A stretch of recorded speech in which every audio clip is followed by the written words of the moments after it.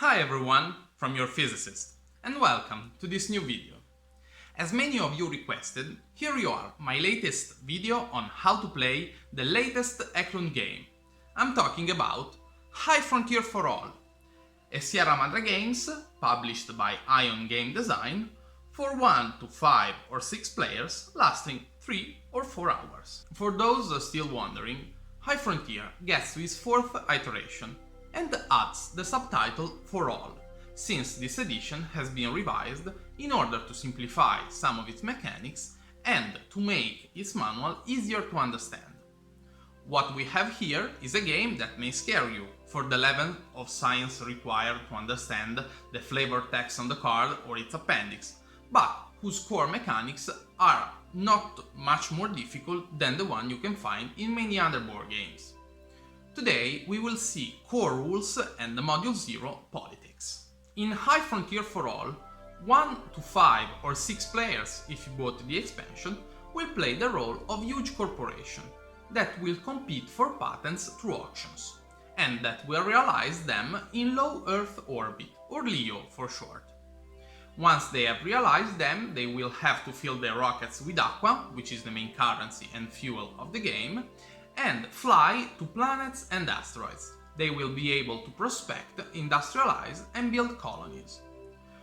Every game will last 48 turns, at the end of which whoever has the most points wins. Even if the rules are quite straightforward, the following tutorial will be quite long, so in the description you'll find timestamps in order to jump from section to section.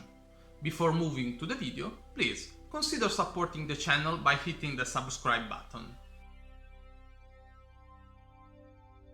Set the map at the center of the table and choose which modules you'd like to add. For the purpose of this tutorial, we'll use core rules and Module 0 politics. We set the turn display, or sunspot cycle, to the side of the map, with 4 red discs on it. They'll represent the 4 solar cycles we are going to play through. As you can see, we have 12 turns per disc, which means 48 turns.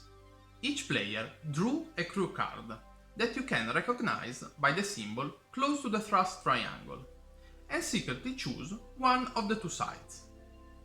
When you choose the crew card, you should pay attention to 3 things: the thrust triangle, indicating the power and the efficiency of the rocket, the faction privilege, which is unique for each card, and the politics influence of the card, represented by a letter from A to M. The player whose influence is the most will be the first player. Once every player has chosen a crew, he receives a mat and put his card into the Leo stack.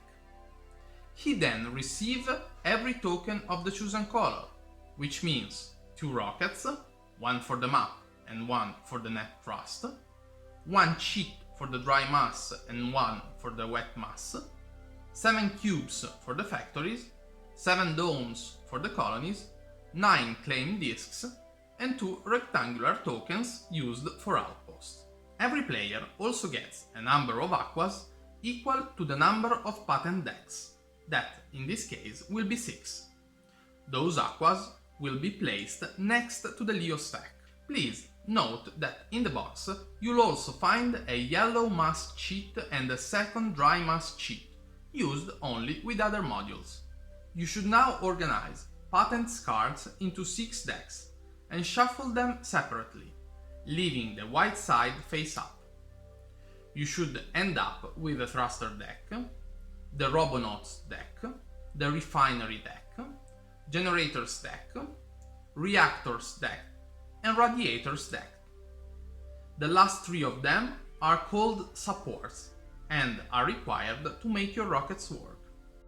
Put 1 aqua at the beginning of each exploitation track, a glory cheat in each heliocentric zone, and, if more than 2 players are present, put heroism token in the lower part of the map. The first player, which is the one with the most political influence, take 1 of his factory cubes and put it on the starting turn. If you are playing with Module 0, add politics mat and set the star at the center, representing centristic politics. Then, every player puts one of his cubes on the ideology represented by his color, where it will represent a delegate. Before entering into mechanical details, I think you should know how to score points.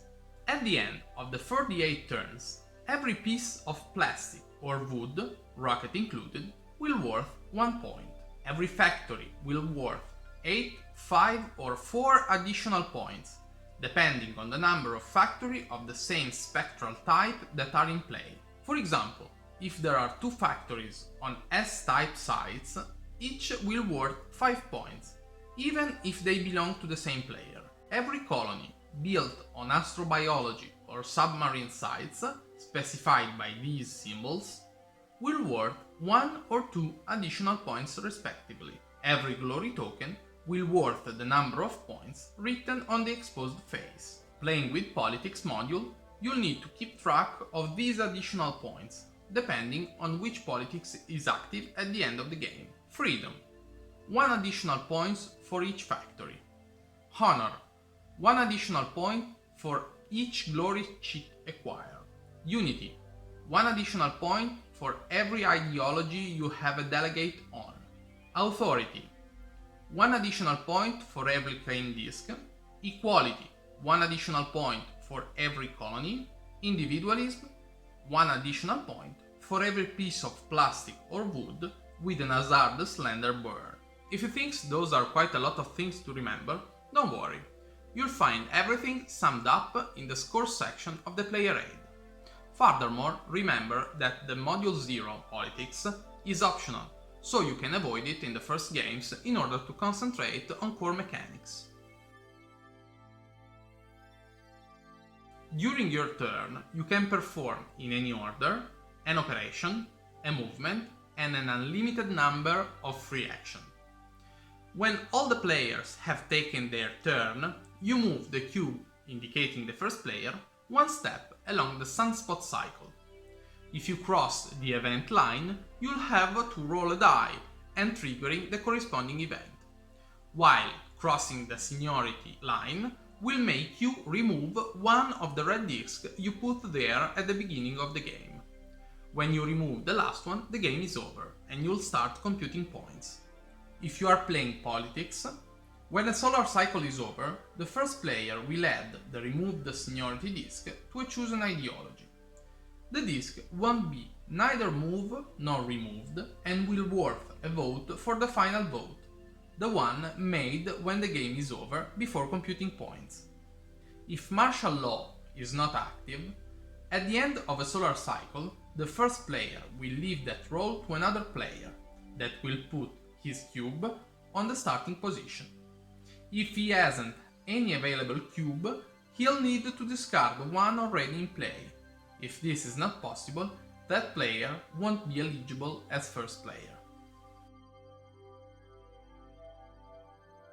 Let's now analyze every operation you can do during your turn. Keep in mind that you'll have to choose just one among them, after which you'll just have a free action and a single movement. Income. Get 1 aqua and put it in Leo.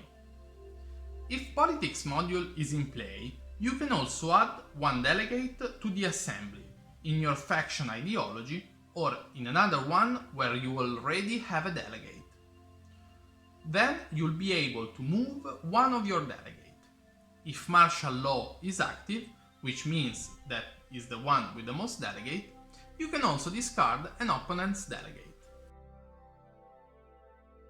Keep in mind that whenever delegates are put, removed or moved into the assembly, the first player will have to check if there is an ideology with an equal or higher number of delegates.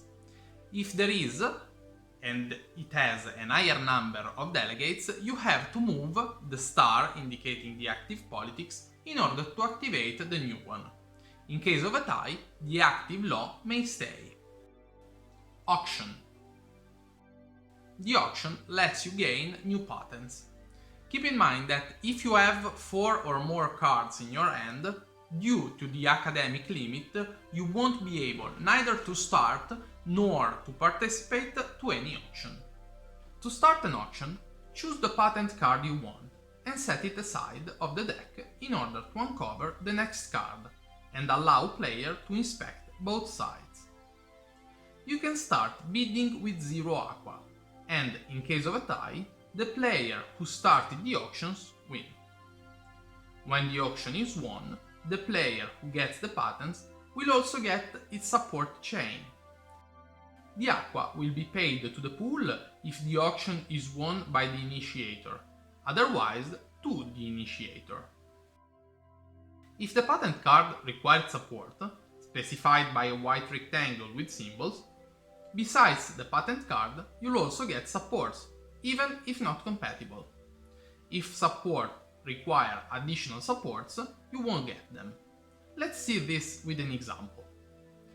The green player wins the auction and pay for this thruster. Such a thruster required a pulse reactor to work, as you can see by the wave symbol.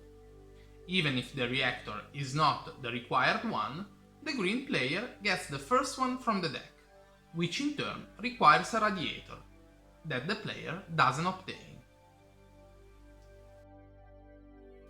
Free market. This operation lets you sell a patent card for 3 aquas.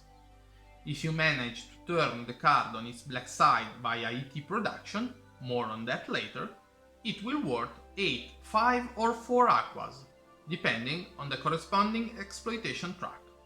When you sell a card, put it on the bottom of the deck, white side up. Boost. When you acquire patents, you are just acquiring ideas. If you want to make them into physical objects, you have to boost them into Leo. If you want to do that, just pay as much aqua to the pool as the mass of the object. Remember to choose the orientation of the radiators before boosting them into Leo. Site refuel. Spacefly may require a lot of fuel, and leaving Earth with your spacecraft full of fuel may be inefficient or even impossible. Site refuel allows to refuel your ship on any planets or asteroid whose hydration is equal or higher than your ISRU value. Let's see what this means. Let's assume we started from Earth heading Saturn, and let's assume we want to land on one of its moons. The robonaut we have on board have an ISRU value of 2, where ISRU stands for in situ resource utilization.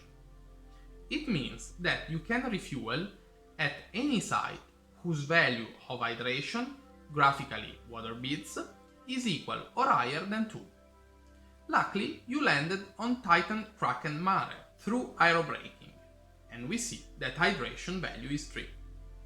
You can now refuel then, adding 3 minus 2 plus 1 equal to 2 aquas to your rocket.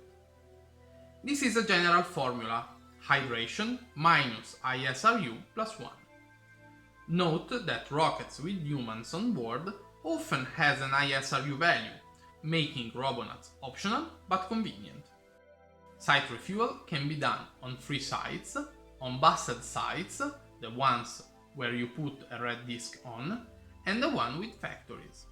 Dirt thruster use regolith and can be identified through a grey thrust triangle. Their complete refuel is a free action. If you have a factory on the site, you'll be able to refuel with 7 aquas, while if the factory is not one of yours, you can negotiate a refuel or hijack it, unless a colony is present, by committing a felony. If your rocket stack has an active card with a Pac-Man symbol, you'll be able to stay in the aerobraking spot and gain 5 aquas minus the spacecraft consumption on each turn. This is because you are scooping planet atmosphere. Being an hazardous maneuver, every turn you do this, you'll have to roll the die and decommission your rocket due to an explosion in case of a 1. You can avoid rolling the die through the failure is not an option. More on that later. Prospect. Landing on a site is not enough to allow you to build something. In fact, there are sites that are so small that they simply does not have enough resources to host a factory or a colony. In order to know if a site is suitable for industrialization, you have to prospect. Let's see how. Once you reached a site, you can prospect only if your ISRU is less or equal to the site hydration, as for site refuel. If that's the case, you roll a d6. If you get a number higher than the site size, which is the number next to the site's spectral type, the site has no resource, and as so it's busted. Put a red disc on it to show that neither you nor your opponents will ever be able to build anything on it. On the other hand, if you roll less than the site size, you can put a claim disc on it, and besides getting a point, you'll have green light to build your factory. Sites whose size is 6 or higher represents automatic successes. There are two small exceptions to these rules. The first one is represented by the moon, on which you can prospect only through negotiation with the first player or committing a felony. The second one is the prospecting on Freud's Sungrazer, which is always successful. ISRU value isn't the only thing you should pay attention to when acquire Robonauts or humans. In fact, there are 3 kinds of ISRU platforms, each one with an associated icon. Let's first analyze the one with the ray gun. These cars will be able to prospect from a distance on multiple non-atmospheric sites. They need to be adjacent or separated by an hazardous spot, but not an aerobraking one. In the example you are watching, ISRU value is 0, so from this position, the red player will be able to prospect onto 10 sites with a single operation. The second one is the rover one. This represents rover able to move on planet's surface and able to prospect with a single operation on all sites linked by this icon. Missile icon has no special rules.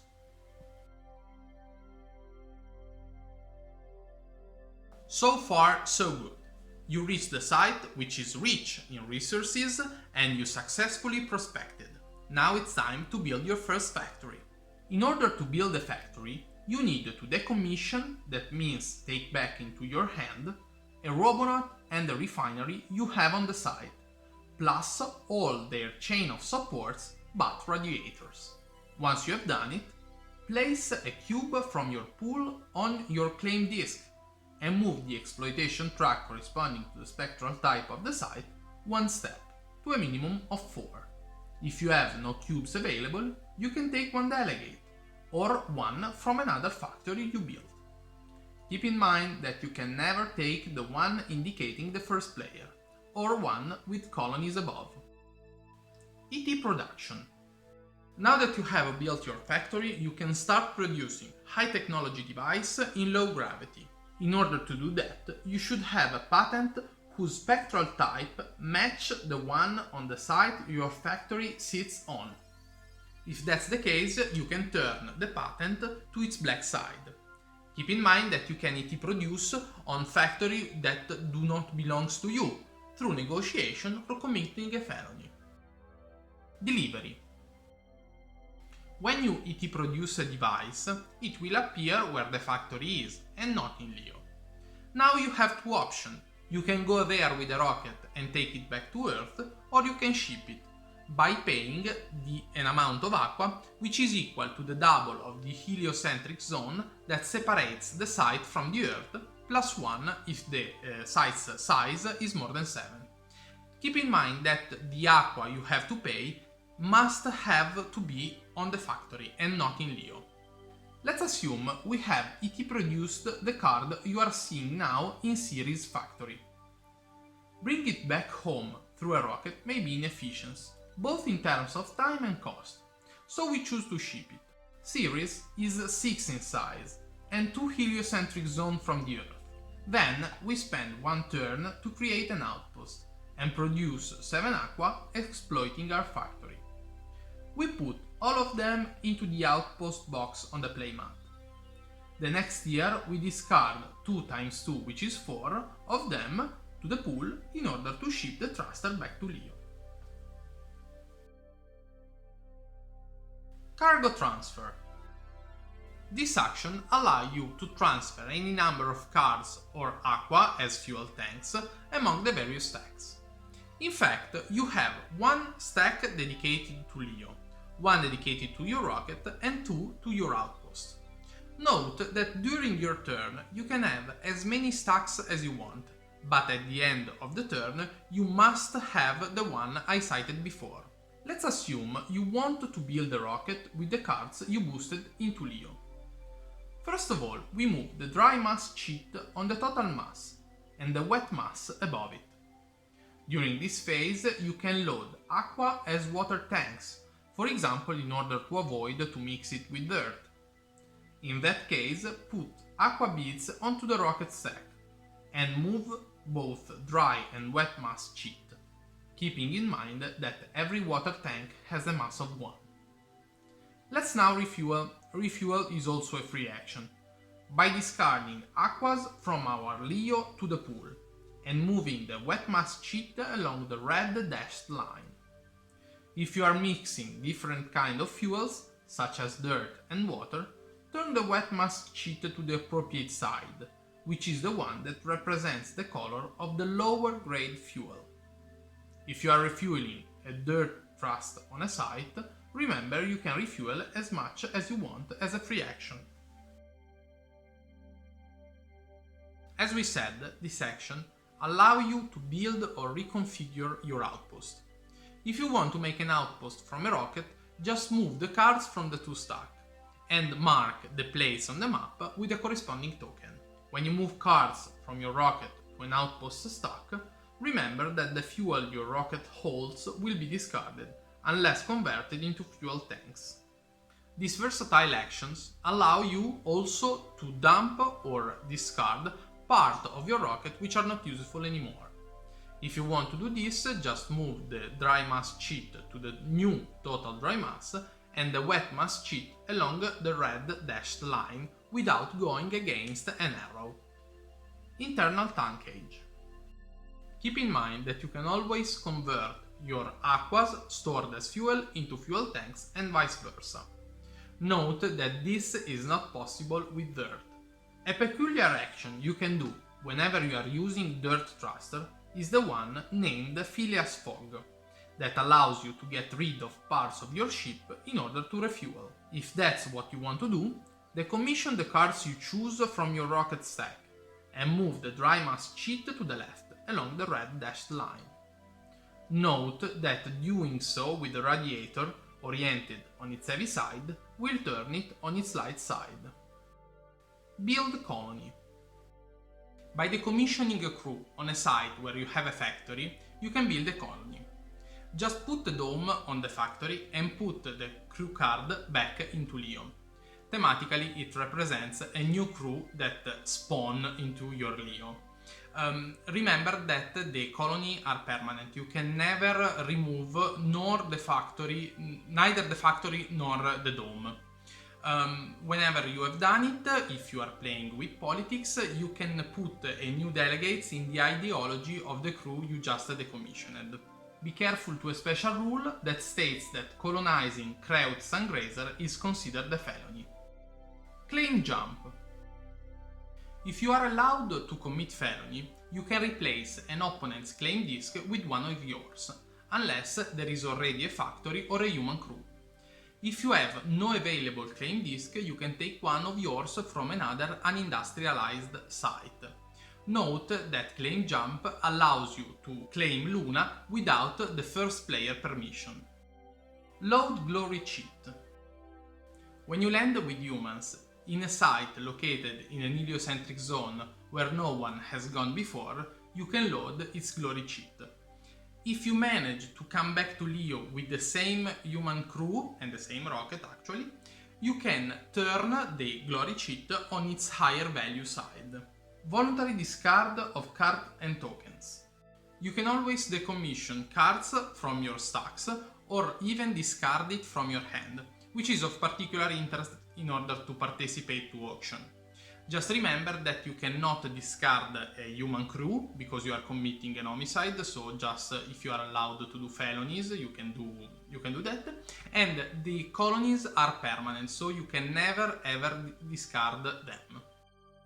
Glitch repair. Some game events may trigger a glitch that can be regarded as a potential problem to your spacecraft. A glitched spacecraft will trigger a die roll when you try to do some actions, resulting in a decommissioning in case of a 1. Action triggering the glitch are listed into the player aid and are marked with a red dot. Whenever a stacks contain a human, you can repair a glitch for free. Lobby. When you are playing with politics, you can pay 1 aqua in order to discard one of your delegate from an ideology and use the law of the ideology it was discarded from. The effect of each law is listed on the politics mat. Failure is not an option.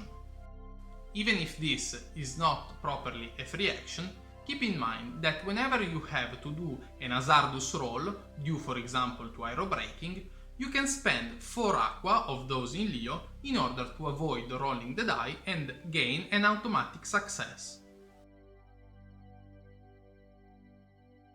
Let's now switch to one of the most fundamental part of the game, moving on the map.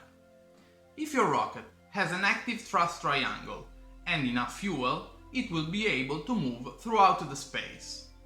You can move once per turn, and such a movement must be continuous, as it cannot be interrupted even by free actions. Let's analyze first the thrust triangle. Thrust triangles comes in 2 colors, light blue for those using aquas, and grey for those using dirt. At the beginning of your movement phase, choose an active thruster, which is a thruster with a complete support chain on board.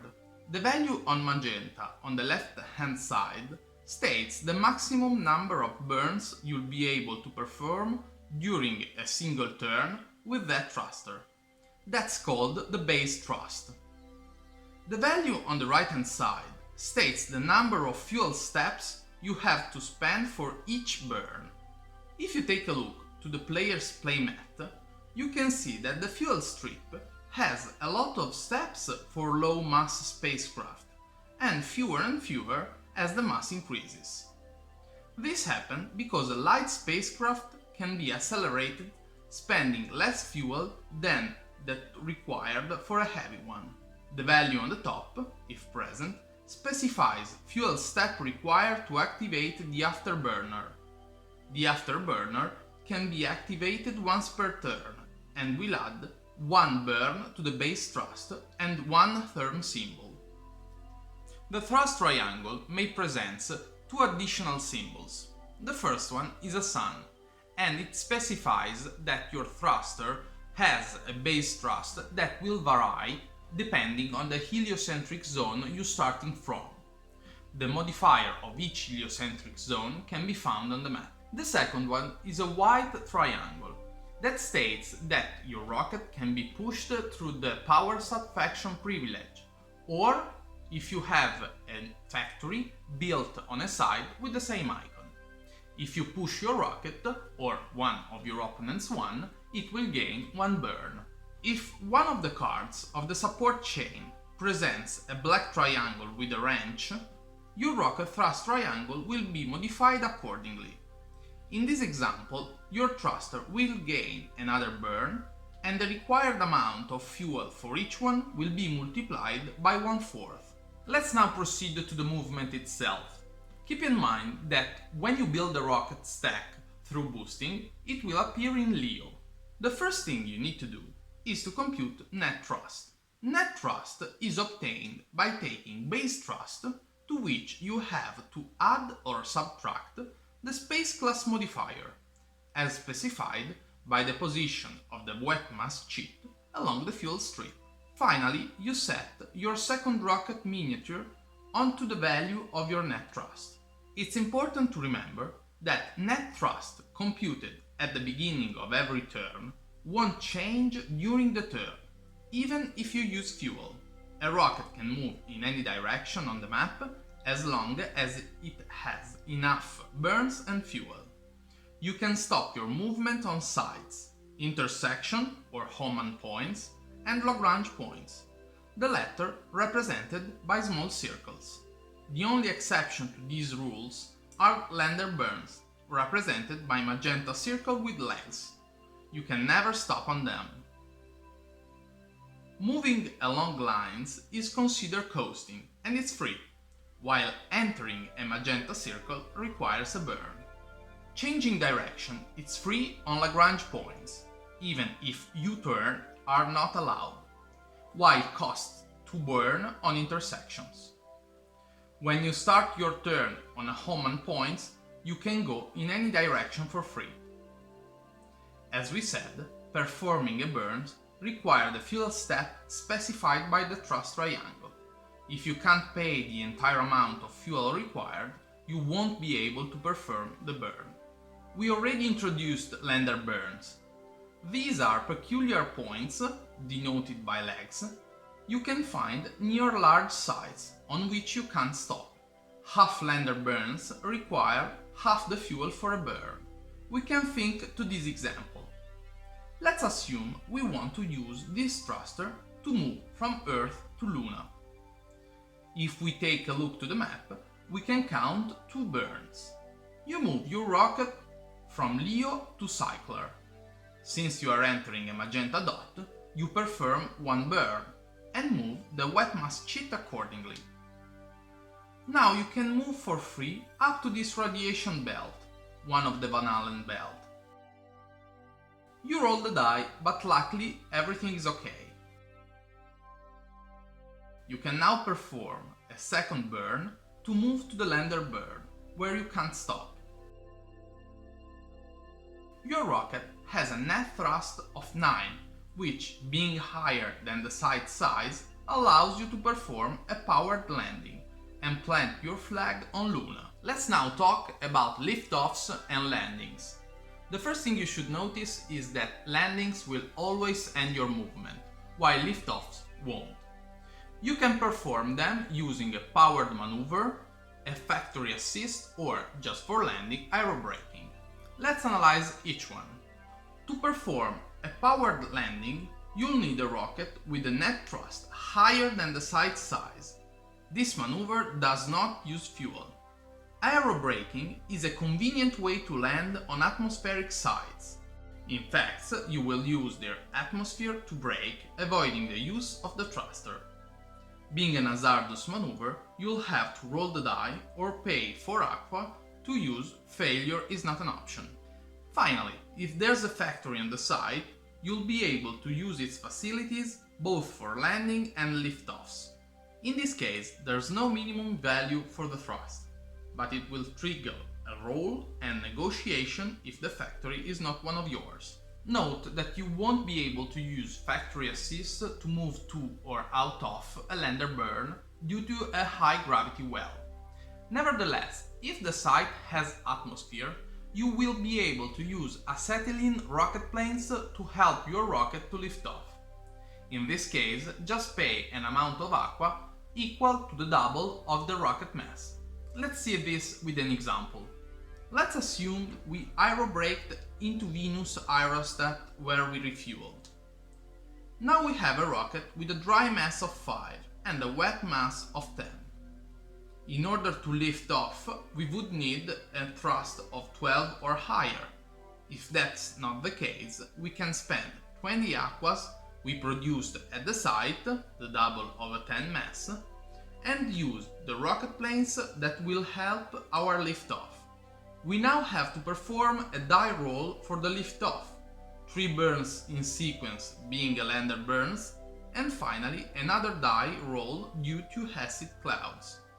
If your purpose is to get far into solar system, you should totally consider slingshot effects or gravity assist.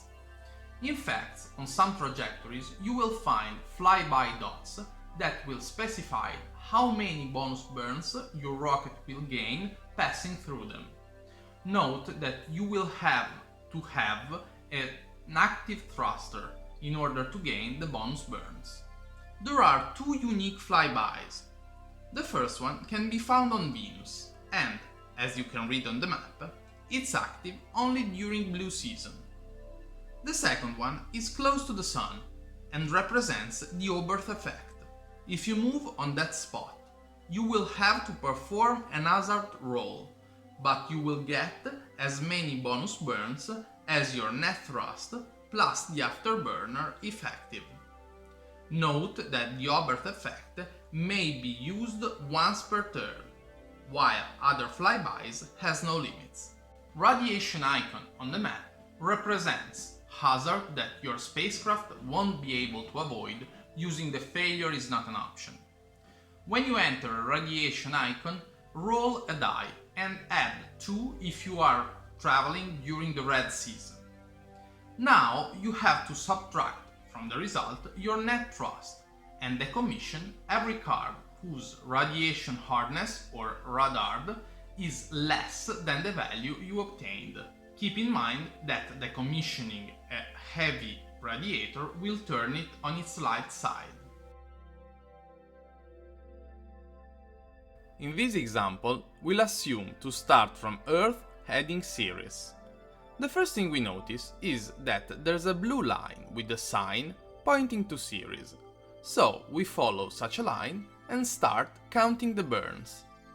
We start from the Earth, then we have 1, 2, a Lagrange point where we can turn for free, 3, then exploiting Mars flyby we get a bonus burn, so we don't count the next burn, 4.5. Beside the 4.5 burns, we see that we have passed through 2 Oman points, where we can spend 2 burns each or stop 1 year on each one, the latter solution useful to save fuel.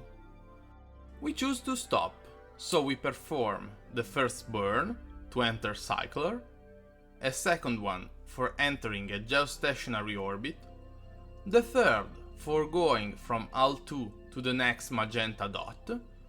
We use Mars flyby and avoid using a burn for the next one, and finally we stop our movement in the first Oman point. During the next turn we move for free to the second Oman point. Finally, during our third turn, we spend a burn to enter the magenta dot. We move for free to the Lagrange point specified with a B, and finally half a burn to land onto Ceres. Lots of variants, including those for solo games, are listed in the appendix, where you can also find a small strategic guide that will guide you through your first games.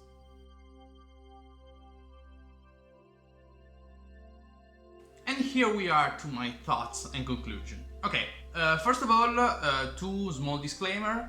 The first one is that due to the COVID situation, I was able to try the game just by myself, so as a solo game, and with my wife, so as a 2-player game.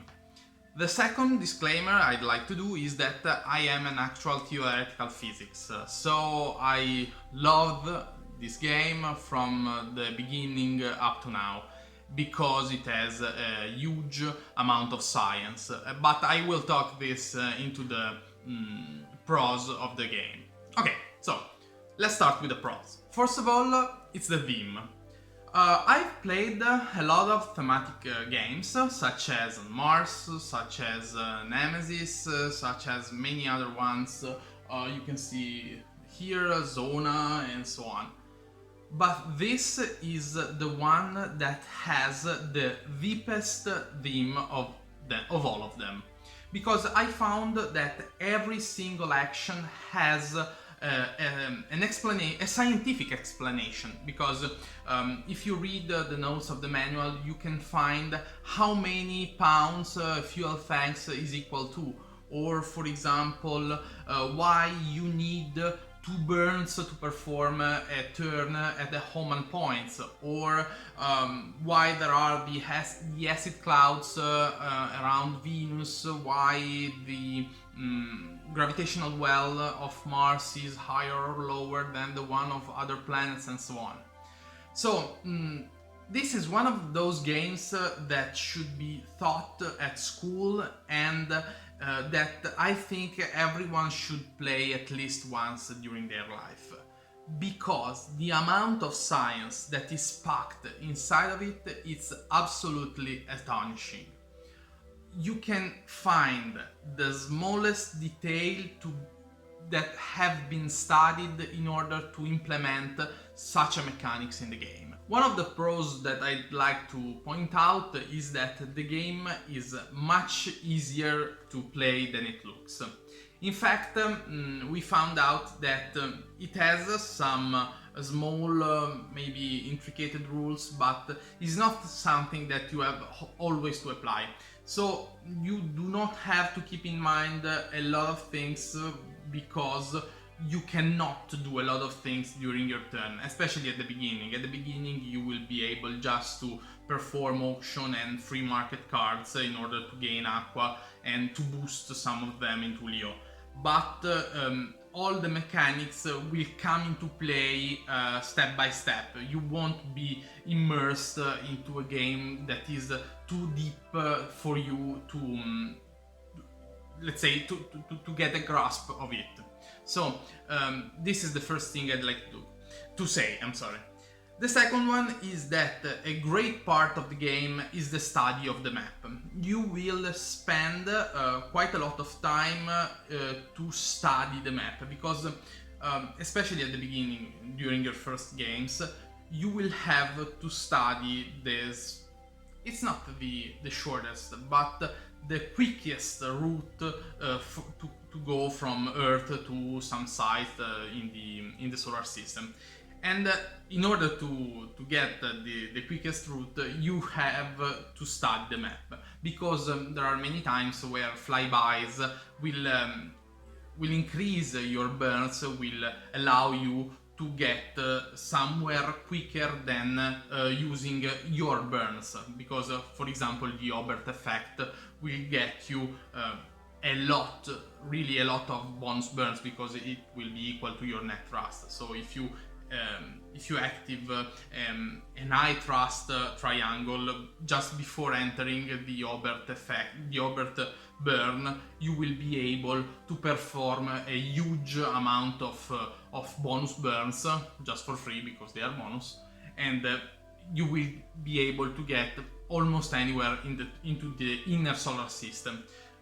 During the base game it will be quite difficult to go beyond the asteroid belt, so let's say inside the inner solar system.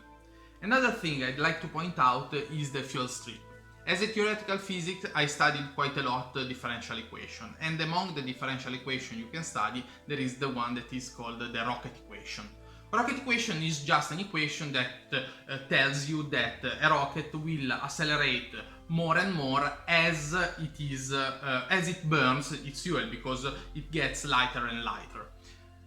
The fuel strip is able to simulate this in a gorgeous, in an amazing way, because as you can see in the first part, you will find a lot of steps. I think there are 9 in the first part, up to 1 or even half in the last part, where you have a higher mass. And this feels natural to use, because even if you lose part of your ship, you will be able to follow the red dashed line, and then it's quite obvious that 1 fuel tanks when you have a higher mass is not equal to 1 fuel tanks when you have a lower mass. Let's say it's worth more when you have a lower mass, because having a lower mass, your spacecraft is easier to accelerate. Switching to faction, I loved that the factions are asymmetrical. I loved that each one has a different faction privilege. I would say that this is not completely balanced, because, for example, the PowerSat faction privilege or the Moon Cable one are quite strong, quite good, while the one that gives you 2 aqua at the beginning is not so much powerful. So I would say that not all of them are properly balanced, but I'd love to have the choice of having a different faction privilege each time I play. So, okay, let's say if I choose the faction randomly. So this is a thing I really loved. One thing that is quite obvious is that the map is gorgeous. It's, I think, one of the best maps I have ever seen in a board game. I loved the board game set in the space, I have a lot of them, but this is the map I loved the most. I think I will get a poster to hang into my room in order to watch it as long as I can. But one thing that may not be so obvious is that the cards are gorgeous. Every card has a scientific different illustration, and each illustration is close to a human astronaut in order to specify its dimension. This is not only good because of the flavor text, but also because in the appendix, which is a manual inside all of them that are in the box, in the manual, in the appendix, you will find the detail, the scientific detail of each card. Not in terms of the game, but in terms of a scientific object. Why? What are they as a scientific object? This scientific detail is gorgeous, in my opinion. I am a teacher, I'm an actual teacher, and I think I will use some of them in class in order to teach my students how do they work, what are they, and what are the application of the physics that we study in the classroom. So this is a thing I totally loved, and I totally was blown away by the scientific detail it is packed. You can even find the scientific references, who Eklund talked to, or where, from which article or book he took the details about these cards. So this is one thing I totally loved. Last but not least, the game is a sandbox, which is a style I'm really into. For example, if you played Xia or On Mars, which are always space-themed game, you can find more or less this style. Sandbox, for those of you that does not know, is a style of a game where you can do, let's say, almost whatever you want. If you want to build some industry, you can build some industry. If you want to go around the space, the solar system, you can do it. If you want to go explore beyond the inner solar system, you can do it, but you always have to keep in mind that you have to come back because you cannot decommission your crew and so on. So the sandbox is something I loved, even if I have a small notes on the cons. Okay, switching to the cons of the game, the first thing I'd like to point out is that the space is quite large. And being quite large, you have, let's say, a small interaction between among the players. This is, I don't know if this is true with 3 or more players, because as I told you, I was able to test the game just for 2 players. But being so large, we haven't much interaction, but in auction. Auction are the part where the player can interact more, and negotiation, but not for... We didn't... no claim jump was ever made. So I think that maybe there should be something more valuable than other inside the solar system.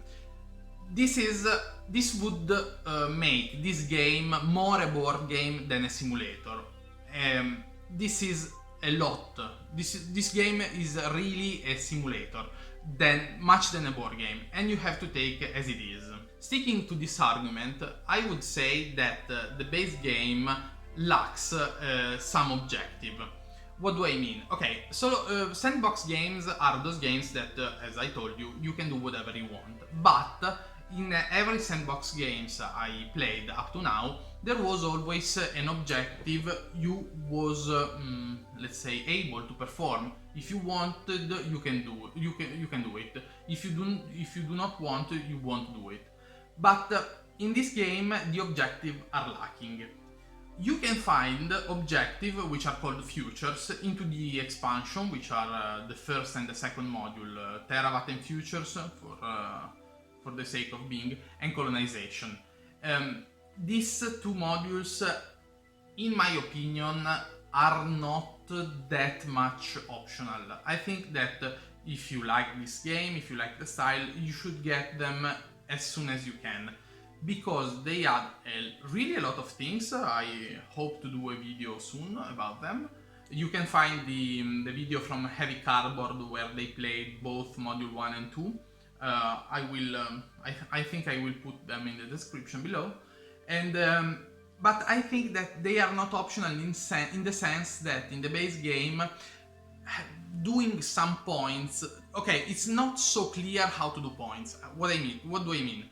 I mean that, okay, you can build industries, factories, but building factories is not convenient to build factories far away. You let's say, it's not convenient to build factories far from the Earth. There are a lot of sites close to the Earth that worth the same amount of points that those that are far away. This is not true when you use both Module 1 and 2 because of the futures, but for the base game you won't find any point in building industries, factories far away from the Earth. So this is something I would have had also in the base game. And two more things. The first one is there aren't a lot of cards, even if they are two sides, the white one and the black one. You won't find a lot of them. You have to try to do combos in order to mix a lot of them. But I would have had, let's say, at least 10 cards for each deck. This is the first one. The second thing I didn't like, let's say, a lot was the some game material. And as those materials, I mean the claim disc. Claim discs are opaque, as you cannot see through them, but whenever you put your claim disc on a site, you are hiding both the site and the spectral type. Okay, you can move it a little, but there are clusters of asteroids where they are close together, and in that case it's not so easy to see that kind of industry, the spectral type of factory you have built. So I would have loved, let's say, I would have much more enjoyed discs which are translucent in the color of the player, but translucent as the red one. Okay, I would have maybe, let's say, a white one, a green one, and so on, but translucent, where I can see what's down below. Okay, let's now talk briefly about the expansion. I told you there are two of them, which are Terawatt and Future and Colonization. The first module, Terawatt and Futures, add the Terawatt, which are thruster, which are really efficient, but they use isotope, which is a new kind of fuel, so you will have to scope them from peculiar site and so on. And futures is something you can use, are objective that you can use just if you introduce also module 2. Module 2 is colonization. You have what are called burnals, which are space stations that can go all along the map. You have freighters. I think freighters may be part of module 1, but I can't remember. Okay, but which are freight that makes you move things into the space. And you have more crew cards, which are called colonizer, that you can use in order to go around, to have special abilities and so on. There is a third module whose manual I did not read yet, which is conflict, that makes war among the player. And I know that there is a fourth one which is close to be published, which is Exodus, but I do not know a lot of details about it. For those that would like to test the game, I recall you that there is a free module on Tabletop Simulator. You can send me a message and I can explain you the game once again, and we can take a game. I'd like to play with you. Last but not least, I'd like to explain why this edition has been called For All. First of all, you will find 4 manuals inside the box. One dedicated to Space Diamond, the second is Race for Glory, the third one is Core Rules, and the last one is the appendix. In the appendix you will find a lot of the scenario also for solo player, but you should go on the Ion website in order to download the living rules, because some of them are broken. For example, the Hermes Fall one is quite broken, and the solo rule will patch all of them, almost all of them. While I'd like to talk you just briefly about Space Diamond and Race for Glory. Space Diamond is a family-friendly mode on which you will concentrate just on studying the map and the use of the fuel, because you can play with fuel or without fuel, and you will go all around the map in order to collect these diamonds, which are cheats you put on sites. For Race for Glory is a good approximation of the base game. It has a dedicated decks. It doesn't include supports, so radiators, reactors and generators are not included, but it's a good approximation of the game. And the most important things, in the manual of Race for Glory you will find a simulated game, and my advice is to put everything on the table in order to simulate it as well when you learn the game. Just as a final information, I'd like to tell you that there is a gorgeous playmat which is quite huge. If you have a huge table, which I don't, if you have a huge table you can get it. It's not cheap, but I was told that it's not only gorgeous to look at, but it's quite detailed, and being in neoprene you won't have the usual problem you get with board one, that is wrinkle and so on. So that's a good thing to have if you have enough space on your table. Okay. The video will end here. If you follow me up to here, I would say thank you, because the video was quite long. I apologize with you for my Italian accent and for anything grammatically incorrect I said. I think there was quite a lot of things. And okay, you can support for free the channel by hitting the subscribe button, and stay tuned in order for the second part of this video, where I will analyze all the modules that are out up to now. I think that we are done, and goodbye every one of you, and see you in the next video.